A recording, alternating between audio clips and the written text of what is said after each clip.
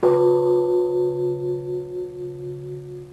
people talk about homosexuality, they often ask, is it a choice? I heard it is. Hello, what's your name? Christian.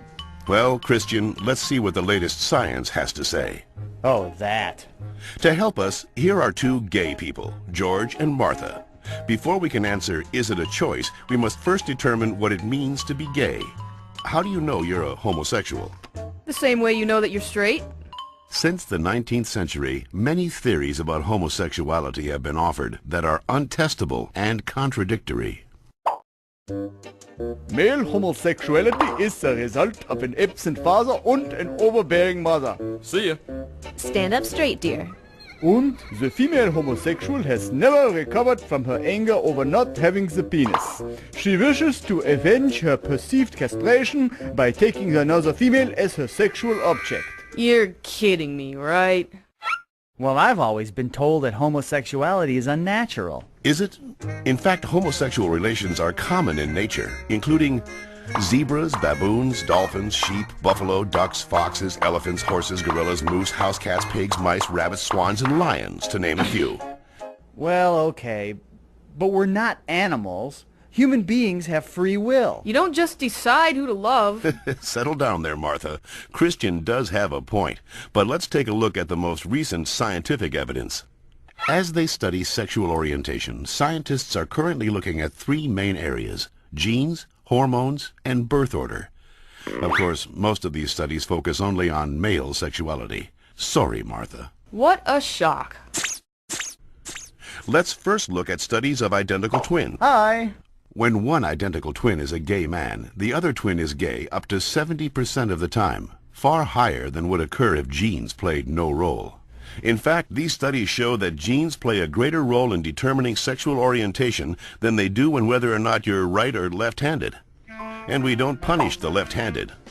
Well, not anymore. Let's get it! Scientists have recently noticed a striking statistical phenomenon.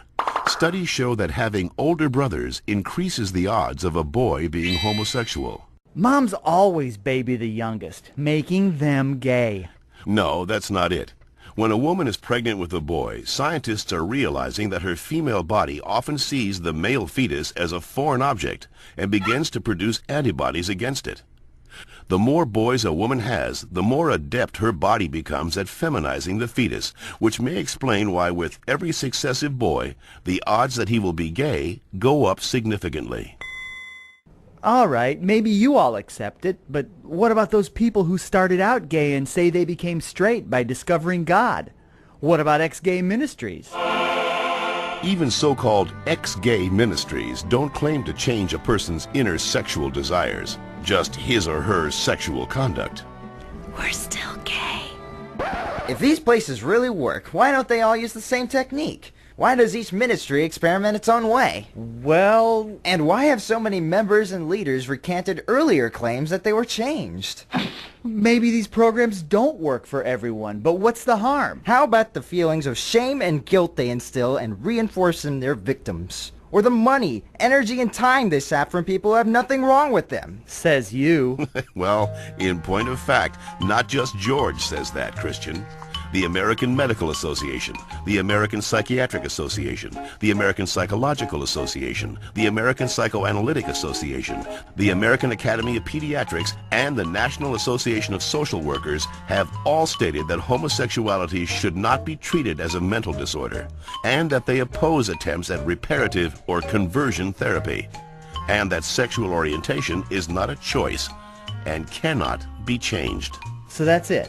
I'm supposed to believe that it's not a choice just because all those doctors and scientists say so? Or you could just ask us. I do know this one girl named Heather who goes back and forth, but she's Shut up.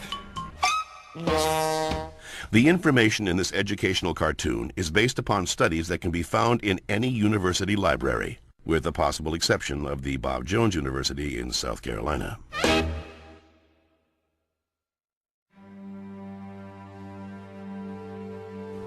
The trip back to Kentucky to tell